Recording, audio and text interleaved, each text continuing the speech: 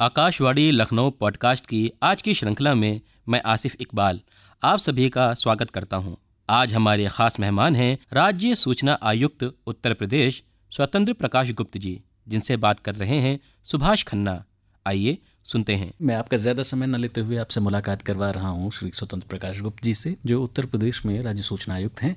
स्वतंत्र जी, आपका बहुत स्वागत है कार्यक्रम में। आपने आमंत्रित किया, इसके लिए धन्यवाद। जैसा अभी हम लोग बातचीत कर भी रहे हैं और भाषाई तौर पर भी आप में जो साहित्यकार है वो दिख रहा है, वो झलकता है। वकालत की भी पढ़ाई रही और 39 बरस वकालत का कार्य भी आपने किया। बचपन कहाँ बीता, पढ़ाई लिखाई शुरुआती कहाँ हुई?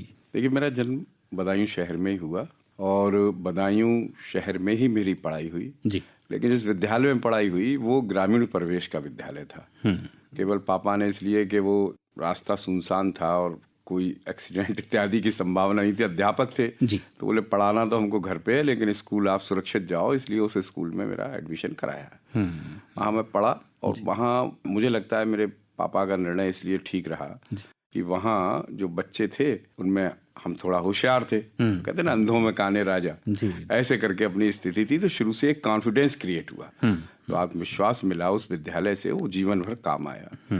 तो ग्रेजुएशन तक की सारी एजुकेशन मैंने बदायूं में की। उसके बाद लॉ डिग्री जो है वो बरेली कॉलेज, बहुत रेप्यूटेड उस समय लॉ था बरेली का, वहाँ बरेली कॉलेज बरेली से मैंने लॉ किया। और ये सारी पढ़ाई BA LLB तक मैंने 20 साल की उम्र में पूरी कर ली थी। यानी 13 वर्ष में मेरा हाई स्कूल हो गया था, 15 में इंटर, 17 में ग्रेजुएशन और 20 साल में लॉ हो गया। आपने शुरुआती पढ़ाई कहा आपने कि ग्रामीण पृष्ठभूमि से रही, तो आज की जो जब आप पढ़ाई लिखाई देखते हैं गाँवों में और तब की जो पढ़ाई लिखाई, क्या कुछ मूलभूत अंतर भी पाते हैं उस पीरियड में और अब में? देखिए, हमारे जमाने में जो पढ़ाई थी वो केवल इसलिए थी कि आप पास हो जाएं। जी। अगर 3rd डिवीजन भी पास हो गए तो परिवार को गौरव की बात होती।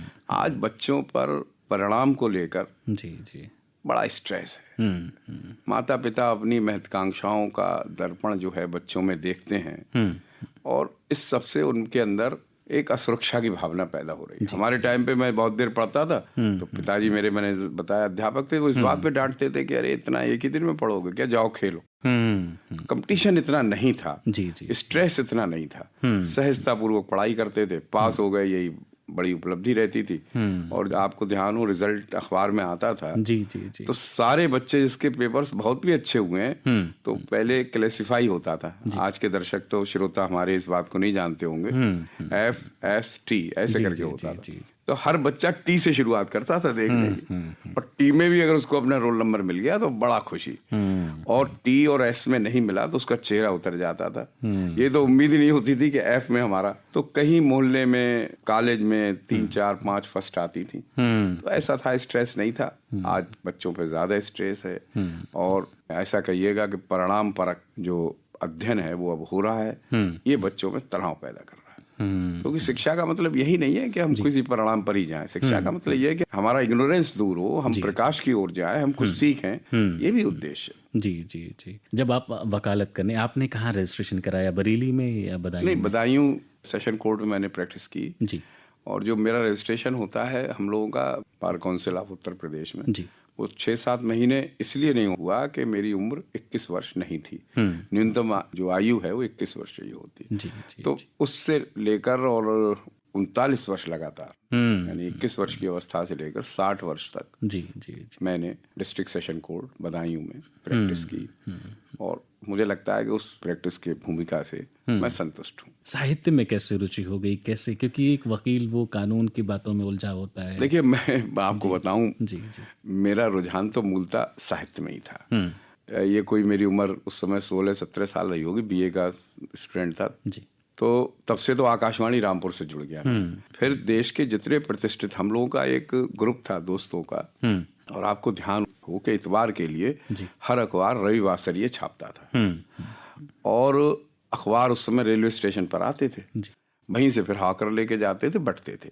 अखबार में छपना एक बड़ा क्रेज था। तो वीर अर्जुन, हिंदुस्तान, अमर उजाला, जागरण और साप्ताहिक अखबार बहुत रेप्यूटेड अखबार चलते थे। मुझे याद आता है संदर्भ के रूप में रामपुर में एक सहकारी युग चलता था, मिस्टनगंज, आज मुझे उसका पता याद है क्योंकि हम लोगों को पता लिखना पड़ता था रचनाएं भेजने को। तो हम 5-6 लोगों का ग्रुप होता था और जब हम सुबह सुबह स्टेशन जाते थे और सारे अखबार देखते थे तो हम में से किसी ना किसी का आर्टिकल रविवासरी अंक में छपा होता था। और उस जमाने में 20 रुपए, 25 रुपए, 30 रुपए ये पारिश्रमिक भी आता था, मनी ऑर्डर से आता था। जी जी जी। तो उसी आदमी के जुम्मे फिर चाय हो जाती थी। इस माहौल में हमने अपना छात्र जीवन गुजारा था। तो साहित्य से बचपन से रुचि थी और LLB हम पास आउट नहीं हुए थे तब मेरा पहला संग्रह लघु कथाओं का है तेवर, वो आ गया था। फिर चूंकि वकालत, उसमें भी फौजदारी की वकालत, कहाँ तो साहित्य की कल्पना और कहाँ वकालत का कठोर यथार्थ। जी जी जी। तो फिर उसमें खो गए तो साहित्य की जरा रुचि कम हो गई। लेकिन कोरोना में फिर से जगी जी। और मेरी तीसरी किताब थी ये जो जिला बनाऊं, ये कोरोना के कारण ही लिख गई। ऐसी चलती रही साहित्य की यात्रा भी साथ साथ। कोई व्यवसायिक लेखक मैं नहीं रहा लेकिन शौकिया लेखक या रुचि के आधार पे लेखन में करता रहा। जी जी। आपके लघु कथाओं का संग्रह भी बहुत प्रचलित हुआ या यूं कहें कि बहुत फेमस हुआ, उसके संदर्भ में भी हमें कुछ बताएं हमारे श्रोताओं को। तो मैंने बताया ना उस समय LLB भी मेरी कंप्लीट नहीं हुई थी जी। और तेवर नाम से वो प्रकाशित हुआ था। लघु कथा उस समय लोग ज्यादा जानते भी नहीं थे। जी जी जी। एक नई विधा थी। नई विधा। जी जी। अब तो लघु कथा को बहुत लोगों ने स्वीकार कर लिया है और उस नाते वो पुस्तक मेरी आज भी जो लघु कथाओं पर शोध करते हैं जी उसमें संदर्भित कर देते हैं। मुझको लगता है कि उस जमाने में कैसे 40-50 कहानियां लिख गई, उन्हीं को मैंने संग्रह करके ये छाप दिया। कुछ अपनी थी, कुछ अपने मित्रों की भी थी। पूरा संग्रह करके ये छाप दी थी, प्रकाशित हो गई थी। और उस समय हम पर ना इतने पैसे थे ना साधन थे। जी जी। शायद इस पर विश्वास नहीं करेंगे, आपको ध्यान में होगा नहीं होगा, वो जो फ्रेम होता था शिकंजा, उसमें एक अक्षर लोहे का लगाकर और पन्ना पेज तैयार होता था, उससे वो छपी थी। तो बहुत काम इसको जो लोग लगाते थे कंपोजिंग कहते थे। आपको ताज्जुब होगा, कई पेज की कंपोजिंग ही हमने स्वयं की खड़े जी जी। तो जमाना था, एक जोश रहता था कि ऐसा करना है और आयु भी थी तो कर गुजरे। तो ऐसे ही रहा, चल गई सब यात्रा। साहित्यकार के तौर पर और विशेषकर जब आप कहें कि लघु कथाएं, क्योंकि कोई भी साहित्यकार जब कोई कहानी लिखता है या कोई कथा लिखता है तो विस्तार से वो उसकी मूल भावना को पकड़ता है या वो दर्शाने की कोशिश करता है कि जो वो कहना चाहता है उसके मनोभाव। जब आप लघु कथा में उसे समेटते हैं, शब्दों का कसाव ये एक कथाकार के लिए या एक साहित्यकार के लिए बहुत कठिन होता है, कैसे कर लेते थे? देखिए मैं आपको बताऊं, आपका प्रश्न बहुत अच्छा है जी। लेकिन इसका उत्तर आप समझें। जी। जब चीज जितनी सूक्ष्म होती है वो उतनी ही प्रभावी होती है। जी, जी, जी। और जब अभिव्यक्ति मौन में बदल जाती है तो सबसे ज्यादा प्रभावी होती है। लघु कथाओं की लोकप्रियता का कारण उनकी सूक्ष्मता है। जी, जी। अब मैं आपको एक दुनिया की सबसे छोटी लघु कथा सुनाता हूँ, दुनिया की सबसे छोटी। जी जी जी जी। और आप देखिएगा उसमें जो कथा के जितने इंग्रेडिएंट्स होते हैं वो सब हैं। किसी ने मेरे पीछे हाथ रखकर पूछा, क्या तुम भूतों पर विश्वास करते हो? मैंने कहा नहीं, बिल्कुल नहीं। और पीछे मुड़कर देखा, कोई नहीं था। ये दुनिया की सबसे छोटी कथा है। जी जी। अब इसमें हॉरर भी है, रोमांस भी है, कथानक भी है और क्लाइमैक्स भी है। 3 वाक्य इसमें केवल प्रयोग हुए हैं। जी जी। तो जी। जितना सूक्ष्म होता है उतना प्रभावी होता है। देखिए गद्य से ज्यादा पद्य प्रभावी होता है क्योंकि सूक्ष्म होता है। गद्य और पद्य से ज्यादा चित्र प्रभावी होता है क्योंकि वो और सूक्ष्म होता है। और मैंने जैसा बताया कि गद्य पद्य चित्र सबसे ज्यादा मौन प्रभावी होता है, वो तो बोलते ही नहीं। जी जी। लेकिन उसके कारण लोग विचलित हो जाते। तो सूक्ष्मता जो है, इसलिए लघु कथाओं को लोकप्रियता मिली। जब आप साहित्यकार के तौर पर ढेर सारे मनोभावों की बात कर रहे थे, पिताजी के साथ आपका मित्रवत संबंध था, कुछ हमारे श्रोताओं को उसके संदर्भ में बताएं, क्योंकि आजकल की जो पीढ़ी है वो कहीं ना कहीं बहुत भौतिकवादी हो गई। हम रिश्तों को उतना महत्व नहीं देते, कहीं ना कहीं हम समय नहीं देते और इतने आगे चले जाते हैं, बहुत बार हम पीछे आने की भी सोचते हैं तो नहीं आ पाते हैं। देखिए मैं आपको बताऊं, दुनिया में पिता से अच्छा मित्र कोई हो नहीं सकता। मैं उन भाग्यशाली लोगों में से हूं जिनके पिता उनके सबसे अच्छे मित्र थे। सुभाष जी, कुछ विषय छोड़ दीजिए जहाँ पिता पुत्र की मर्यादा आड़े आती है, बाकी कोई ऐसा विषय नहीं था जिस पर हम अपने पिताजी से चर्चा ना करते हो। फ्रीलांस चर्चा का माहौल हमारे परिवार में था और उसके कारण ही हमारे जो पिताजी थे उन्हें इल्मे मजलिसी यानी बैठकों का ज्ञान बहुत था।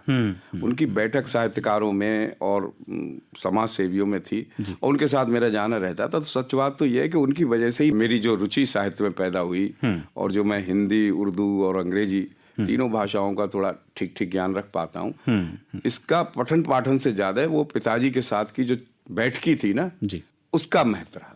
तो इसलिए मैं तो आज की पीढ़ी से भी ये कहना चाहूंगा, नौजवान साथियों से भी ये कहना चाहूंगा, बच्चों से, कि अपने पिता को टाइम दें। फिर धीरे धीरे वो आपके दोस्त बन जाएंगे। और जो बड़े लोग हैं 60 साल से ज्यादा, उनसे भी मेरा कहना ये रहेगा कि वो बच्चे को अपने पास बैठाएं। और उससे अच्छा दोस्त आपका कोई दूसरा हो नहीं सकता। ये मैं अपने जीवन के अनुभव के आधार पर कह रहा हूँ।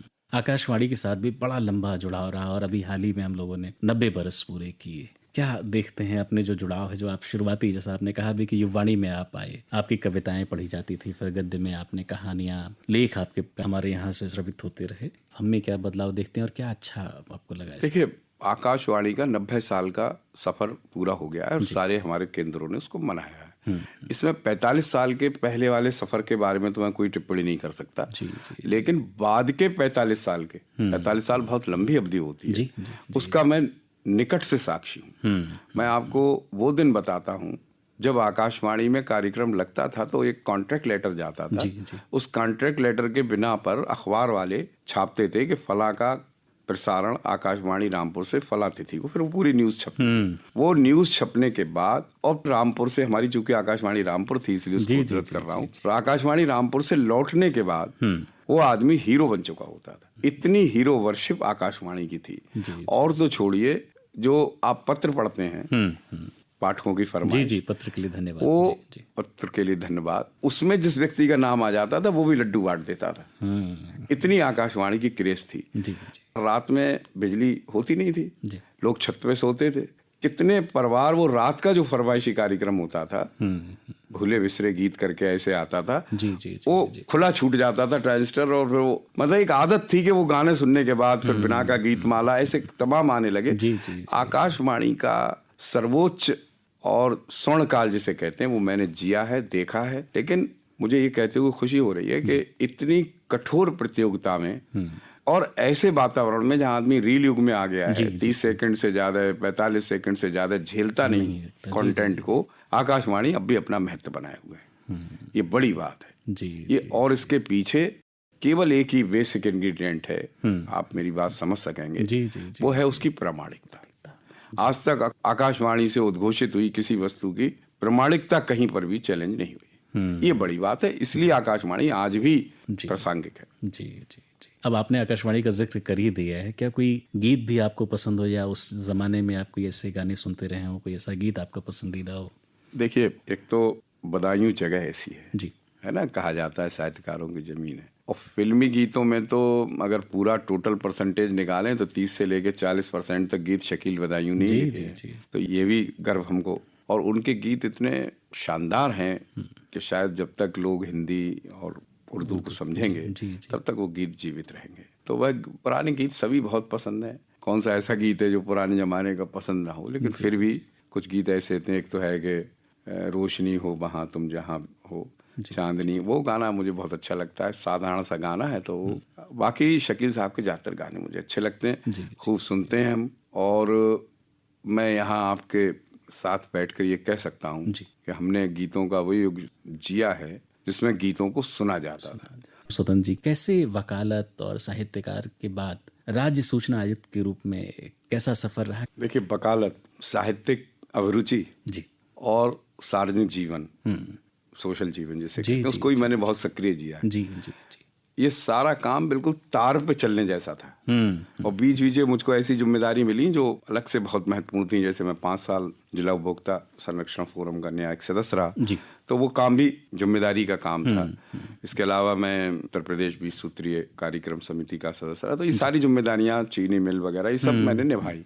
सबसे बड़ी बात यह है कि काम को अगर आप काम ना माने, उसको अपना एक पैशन माने और उसको इस रूप में करें कि मुझको करना है, तो सब काम हो जाते हैं। फौजदारी की वकालत के साथ साथ ये करना वाकई बड़ा मुश्किल था।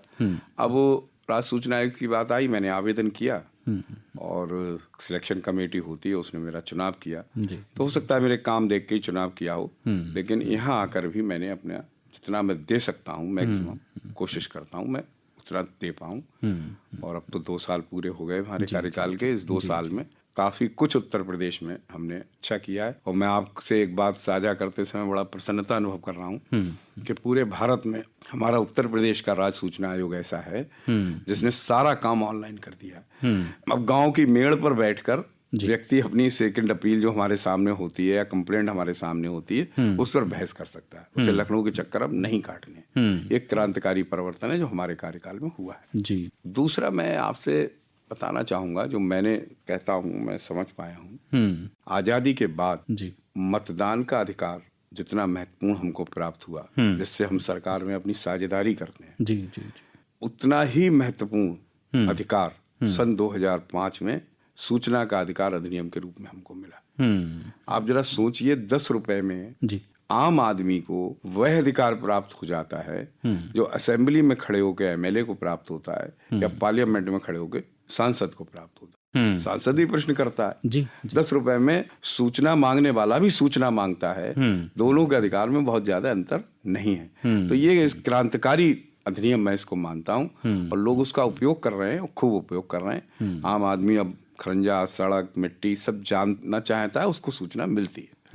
तो ये एक परिवर्तन है, लोगों में जागरूकता आई है और इससे लोगों को जो व्यवस्था है उसमें साझेदारी भी अनुभव होती है और पारदर्शिता बनती है और भ्रष्टाचार पर कहीं ना कहीं बहका। एक मैं ज्यादा बड़ी बात नहीं कहता, आप भी इसको मेरी बात को स्वीकार करेंगे जी जी कि बहुत सी चीजें इसलिए सही होती हैं कि वो अधिकारी अपने कर्मचारी से नीचे कहता है, अरे यार कहीं सूचना में मांग ली तो बड़ा दिक्कत हो जाएगी, इसको ठीक ठीक करो। इतना वातावरण तो सूचना अधिकार अधिनियम ने बनाई थी। जी। अगर हम बृहद रूप में इसका प्रभाव समझना चाहें, चूंकि आप उसी विधा से जुड़े हुए हैं, क्या प्रभाव देखते हैं आप जो ग्रामीण स्तर से लेकर शहर तक या विविध एरियाज में? मैं आपको बताऊं। जी जी। देखिए, शहर का आदमी तो थोड़ा व्यस्त है, इसमें दो राय नहीं है, लेकिन गांव के लोग जो हैं, हमारे ग्रामीण लोग, जिनको हम मानते हैं कि साहब जैसे इनको शायद समझ कम होगी, ऐसा एक मन में भाव रहता है। लेकिन यहाँ बैठकर, आयोग में बैठकर मैं आपको बताता हूँ कि ग्रामीण जनों में सूचना अधिकार अधिनियम लेकर जबरदस्त चेतना है। हर नाली, खरंजा, रीवोर, इंडिया मार्क का हैंडपंप, हर जानकारी वो लोग चाहते हैं। वो सूचना मांगना सीख गए हैं। जी। और तो और वो धारा 19 जिसमें अपील होती है 19(3) और धारा 18 उसका भी फर्क जानते हैं। उनको लगता है कि कब हमको शिकायत दर्ज करना चाहिए, कब हमको अपील दर्ज करना चाहिए। और हमारे ग्रामीण जन इसका खूब उपयोग कर रहे हैं और इससे एक जागरूकता भी फैल रही है और भ्रष्टाचार के प्रति जो मानसिकता है उसमें भय भी व्याप्त। इतना इसका जो 20 साल का सफर है सूचना अधिकार अधिनियम का, उसकी उपलब्धि है ये। तो राज्य सूचना आयुक्त का कार्य क्या है? जैसे आपने कहा कि भाई सेकंड अपील है। अच्छा, ये मैं समझाता हूँ थोड़ा सा, हमारे जो श्रोता हैं वो लाभान्वित भी होंगे। थोड़ा सा प्रोसीजर समझ लें कि आप जब सूचना मांगते हैं उसके लिए सूचना अधिकार अधिनियम की धारा 6 उपनियम 1 के अंतर्गत जो प्रोफार्मा है, एक प्रपत्र है, उसको भरकर आप सूचना मांग सकते हैं। ये जरूरी नहीं है कि आप उस प्रपत्र को भी भरें। आप जन सूचना अधिकारी संबंधित विभाग लिखकर और जो सूचना आप चाहते हैं उसको आप भेज दीजिए। उसके साथ आप 10 रुपए का पोस्टर ऑर्डर लगाइए जी, जी, जी। और वो सूचना आपकी जब चली जाए तो 30 दिन आप इंतजार करिए कि आपको सूचना मिल जाए। और 30 दिन में अगर आपको वो सूचना नहीं मिलती है तो आपके पास 2 विकल्प खुल जाते हैं। या तो आप धारा 18 में शिकायत लेकर आएं कि इन्होंने सूचना अधिकार अधिनियम के प्रावधानों का पालन नहीं किया, इनको दंडित किया जाए, या आप धारा 19(1) के अंतर्गत प्रथम अपील करेंगे अपने स्थान पर ही, अपनी जगह पर ही। कहाँ करेंगे प्रथम अपील? जिस अधिकारी से आपने धारा 6(1) के अंतर्गत सूचना चाहिए, मान लीजिए उदाहरण के लिए आपने ग्राम पंचायत अधिकारी से ये चाहा कि मेरे गांव में जो खरंजा बना है उसमें कितना खर्चा हुआ और उसमें जो क्वालिटी है उसके क्या मानक थे, उसका क्या मेजरमेंट बुक में मेजरमेंट हुआ, ये सारा हमको दीजिए। आपने ये मांगा और उसने नहीं दिया, ग्राम पंचायत सेक्रेटरी या ग्राम पंचायत अधिकारी एक ही बात है, तो आप उसका जो तुरंत बड़ा अधिकारी है, तो ग्राम पंचायत अधिकारी से बड़ा अधिकारी होता है एडीओ पंचायत। जी जी जी जी। तो आप एडीओ पंचायत के यहाँ धारा 19 उपधारा 1 के अंतर्गत प्रथम अपील दायर कर देंगे। उस प्रथम अपील में भी आप 30 दिन की प्रतीक्षा करेंगे, 15 दिन का और ये है तो 45 दिन की मान लीजिए। और उसके तुरंत बाद आपको वहां से भी अगर कोई सूचना नहीं प्राप्त होती है तो आप द्वितीय अपील ऑनलाइन, इस पर मैं विशेष इसलिए ध्यान दे रहा हूं कि उत्तर प्रदेश का राज्य सूचना आयोग ऑफलाइन अपील या कंप्लेंट स्वीकार नहीं कर रहा है, इसलिए आपको ऑनलाइन ही अपील भेजनी पड़ेगी। वो आप हमारे पास भेजेंगे, हम उसमें उसका कंडक्ट देखेंगे आपको सूचना दिलवाएंगे और सूचना देने में विलंब हुआ है और साशय विलंब हुआ है तो हम उसको दंडित करेंगे। धारा 20 के अंतर्गत हम उसको 25,000 रुपए तक का अर्थदंड आरोपित कर सकते हैं और धारा 20(2) के अंतर्गत हम उसके विरुद्ध साशय या दुर्भावनापूर्वक असत्य भ्रामक सूचना देने अथवा सूचना जानबूझकर न देने का मामला अगर पाते हैं तो अर्थदंड के अलावा हम उसके विरुद्ध अनुशासनात्मक कार्रवाई भी प्रारंभ कर सकते हैं। ये राज्य सूचना आयोग का अधिकार है और राज्य सूचना आयोग इसके अंतर्गत काम करता है। ये तो रहा इसका सकारात्मक पहलू या यूँ कहें कि सकारात्मक प्रभाव। क्या कोई ऐसा नेगेटिव इम्पैक्ट भी है कि हमें क्या सूचना देनी है क्या नहीं देनी है,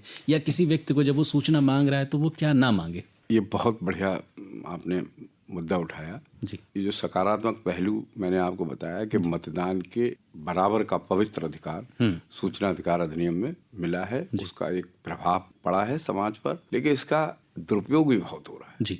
एक तो सूचना अधिकार अधिनियम में ये कहीं नहीं लिखा है कोई व्यक्ति कितनी सूचनाएं मांगेगा। तो आपको जान के ताज्जुब होगा, केंद्रीय सूचना आयोग ने एक लिस्ट पब्लिश की थी, उसमें एक सज्जन है, उन्होंने 8,000 सूचना के आवेदन कर रखे थे। जी जी। अब क्या है कि हम वहां रहकर ये महसूस कर रहे हैं कि कुछ लोगों ने अपने अन्यत्र उद्देश्यों के लिए सूचना अधिकार अधिनियम को एक टूल के रूप में इस्तेमाल करना शुरू किया है। मैं उनसे भी आज आपके माध्यम से कहना चाहूंगा कि भाई इस परंपरा को रोकिए, क्योंकि आपकी वजह से जो वो वास्तविक सूचना प्राप्त करता है जिसे बहुत जरूरत है उस सूचना की, वो फिर लाइन में बहुत पीछे आ जाता है। तो इसलिए जो एक्ट का उद्देश्य है कि हमें ट्रांसपेरेंसी बनानी है, हमें भ्रष्टाचार पर अंकुश लगाना है, हमें इग्नोरेंस को दूर करना है, एक सजग नागरिक तैयार करके देना है, इन सारे उद्देश्यों की पूर्ति के लिए किसी सूचना की आवश्यकता हो तो आप जरूर लीजिए। लेकिन अन्यत्र या किसी छुपे हुए उद्देश्य के लिए अगर आप सूचना अधिकार अधिनियम का दुरुपयोग करते हैं तो धीरे धीरे अगर ये परंपरा ज्यादा बढ़ गई तो निश्चित विधायन जो है फिर इस पर कुछ कोई नियम कुछ लगाएगा। तो उससे क्या होगा कि सूचना अधिकार अधिनियम का प्रभाव कम हो जाएगा। आज सूचना अधिकार अधिनियम इतना इजी, इतना आसान है, कुछ करना ही नहीं है, आपको खाली 10 रुपए का पोस्टर ऑर्डर लगाना है और आवेदन भेज देना है। तो जब इतनी आसान प्रक्रिया बनाई है भारत के नागरिकों के लिए तो इसका दुरुपयोग रोकने से लोग बाज आए। हमारे यहाँ भी उत्तर प्रदेश में भी कुछ लोग ऐसे हैं, बल्कि समझिए कि हर जिले में एक आध आदमी ऐसा होता है जो एक तरीके से इतनी ज्यादा सूचना आवेदन देता है जो उद्देश्य उसका समझ में नहीं आता, आखिर इतना सूचना आवेदन क्यों दे रहे हैं।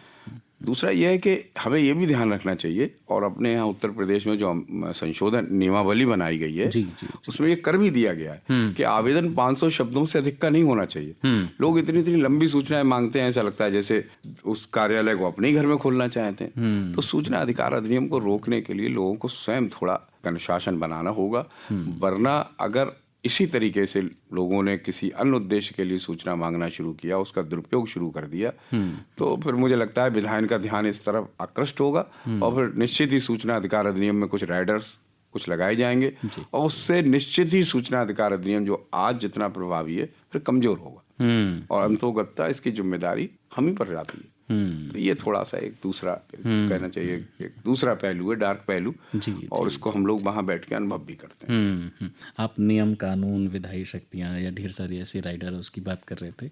कोई गांव का वो आखिरी व्यक्ति जो शायद साक्षर नहीं है, चीजें नहीं समझता, अवेयर नहीं है, यदि वो सूचना मांगना चाहता है तो फर्स्ट लेवल पे क्या प्रोसेस है, आप तक आने का क्या प्रोसेस है? देखिए, मैंने आपको बताया कि सूचना अधिकार अधिनियम 2005 में जो अधिकार दिया गया है वो ईमानदारी से हमारी विधायिका ने बहुत सरलता के साथ प्रदान किया है, उसमें बिल्कुल उलझन नहीं है। जी।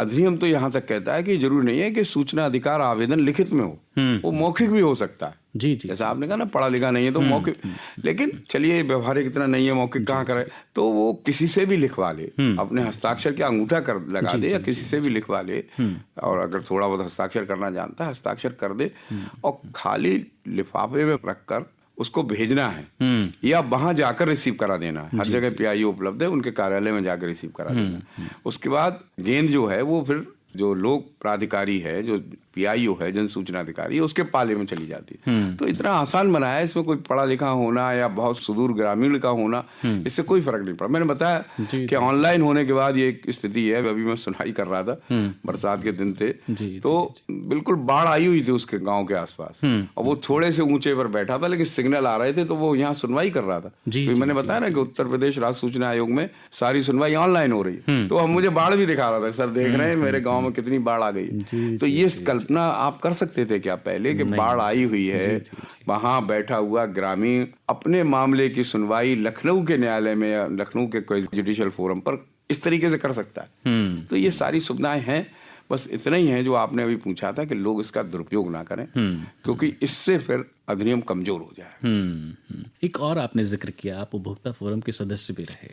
एक उपभोक्ता के तौर पर सामान्य व्यक्ति जैसे कि हम सभी हैं, हम कुछ ना कुछ खरीदते रहते हैं, कि हम कैसे सजग रहें कि आगे हम कोई विधिक कार्यवाही कर पाएं किसी वस्तु के खराब होने पर, या उसकी जो उन्होंने प्रामाणिकता दी है कि हाँ ये वस्तु ऐसे काम करेगी और शायद नहीं काम कर रही है। बिल्कुल ठीक है।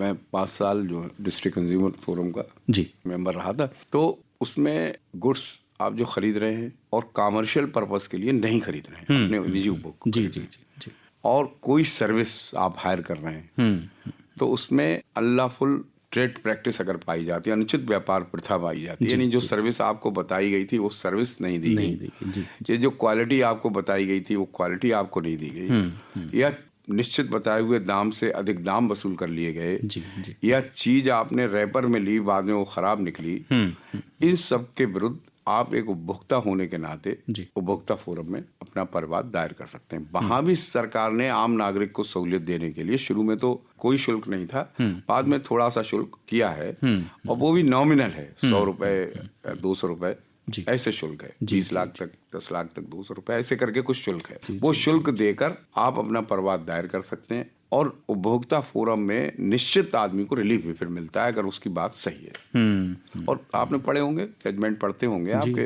फ्लाइट्स में दिक्कत होने पर, या रेलवे में दिक्कत होने पर, या वस्तु खरीदने में दिक्कत होने पर, या ये जो एजेंसीज हैं हमारे मकान अकान देने में, ये तो बहुत वो करती हैं कि 6 महीने में पोजीशन दे देंगे और 6 साल निकाल देते हैं। इन सब मामलों में वह भी उपभोक्ता है और उपभोक्ता फोरम उसकी बात को सुनता है। तो मेरे सामने भी जब मैं था उस समय काफी मामले ऐसे आए थे जो लोगों से संबंधित थे। कई ऐसे फोरम हैं जहां आदमी को, जैसे बिजली का बिल है, अब एक बिल आप दे रहे हैं, यानी आप अगर खाना खाने जाएंगे और आपको बिल दिया जाएगा, तो अगर 20 रुपए भी आपको कहीं ज्यादा लगे दिखाई देंगे, 2 रोटी की कीमत भी अगर ज्यादा लगी है, चपाती की 16 की जगह 18 उसने लिख ली है, तो आप क्वेरी कर सकते हैं। लेकिन बिजली विभाग में स्थिति ये थी कि बिल आ गया तो कोई उसे बताने वाला नहीं, कैसे बिल कहाँ गलत आ गया है, ठीक है। तो कंज्यूमर फोरम ऐसे मामलों में इफेक्टिव काम करता है और काम कर भी रहा है, आप भी काम कर रहा है। इतनी डिफरेंट फील्ड्स में आपने अपनी जो एक्सपर्टीज़ हैं वो रखी हैं कि आप